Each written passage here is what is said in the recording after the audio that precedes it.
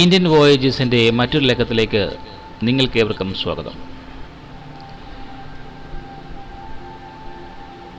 വെള്ളയാണി കായലിൻ്റെ തീരത്തിലൂടെയുള്ള യാത്ര കഴിഞ്ഞ് ഞങ്ങൾ എത്തുന്നത് ചിരഞ്ജീവിയായ അശ്വത്ഥാമ ദേവസ്ഥാനം മുനിപ്പാറ എന്നൊരു സ്ഥലത്താണ്. പൂങ്കുളം എന്ന വഴിയിലേക്ക് വന്ന് ശ്രീനാരായണ ഗുരുദേവൻ പ്രതിഷ്ഠിച്ച കുന്നുംപാറ ക്ഷേത്രത്തിൻ്റെ അരികിലായിട്ടാണ് അശ്വത്ഥാമ ദേവസ്ഥാനം സ്ഥിതി ചെയ്യുന്നത്. ഇവിടെ നിറയെ പാറക്കെട്ടുകളും കാടുകളും നിറഞ്ഞൊരു സ്ഥലമാണ്. അശ്വത്ഥാമാവിൻ്റെ തപോഭൂമിയാണ് ഈ മുനിപ്പാറ. ഐതിഹ്യവശാൽ പഞ്ചപാണ്ഡവർ ഇവിടെ എത്തിയെന്നും ഭീമൻ്റെ 2 പാദങ്ങൾ ഉറച്ചു ചവിട്ടി ഇവിടെ ഒരു ജലാശയമുണ്ടായി എന്ന് പറയപ്പെടുന്നു. നഗരത്തിൻ്റെ തിരക്കിൽ നിന്നും മാറി ഒരിടം. തീർത്തും ഇതൊരു തപോഭൂമിയാണ്. ഇവിടെ ഏതു മനസ്സും ശാന്തമാകും.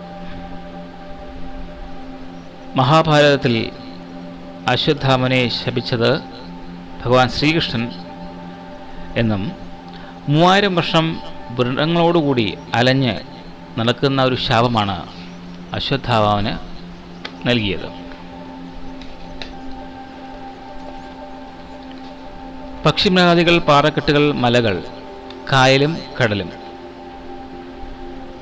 ഇതെല്ലാം ഇവിടെ ഒത്തിണങ്ങുന്നു.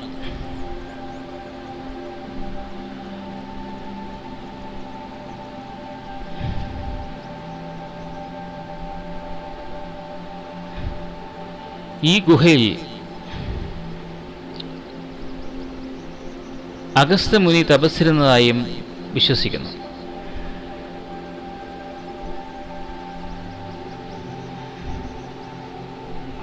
പാണ്ഡവരുടെയും കൗരവരുടെയും ഗുരുനാഥനായ ദ്രോണാചാര്യരുടെയും കൃപിയുടെയും മകനാണ് അശ്വത്ഥാമാവ്.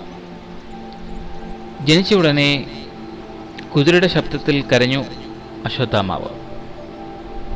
അശ്വത്ഥാമാവിൻ്റെ ശിലയും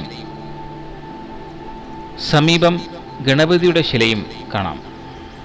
കൂടാതെ നാഗരുടെയും വ്യാസമുനിയുടെയും ശിലകൾ കാണാൻ കഴിയും. ഇതുമാത്രമല്ല, നാഗരുടെയും ഗണപതി, ആഞ്ജനേയൻ, സിദ്ധി ഹനുമാൻ വലിയൊരു പേരാലാണ് ഇവിടെ നമുക്ക് കാണാൻ കഴിയുന്നത്.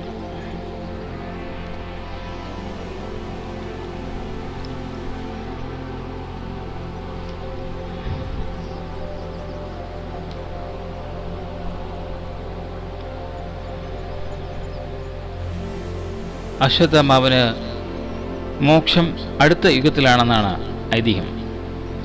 അടുത്ത യുഗമാകുമ്പോൾ സപ്തർഷികളിൽ ഒരാളായി മാറും അശ്വത്ഥാമാവ്. ഇതാണ് അദ്ദേഹത്തിന് കിട്ടിയ പ്രായശ്ചിത്തം.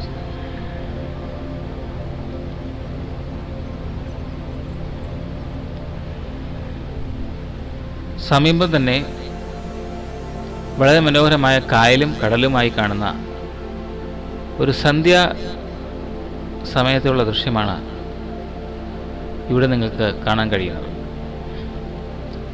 വളരെ മനോഹരമായ ഒരു ദൃശ്യമാണ്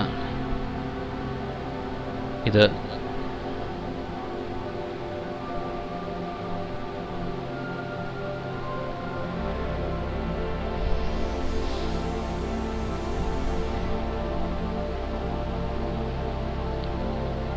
കൂടുതൽ യാത്രകളുമായി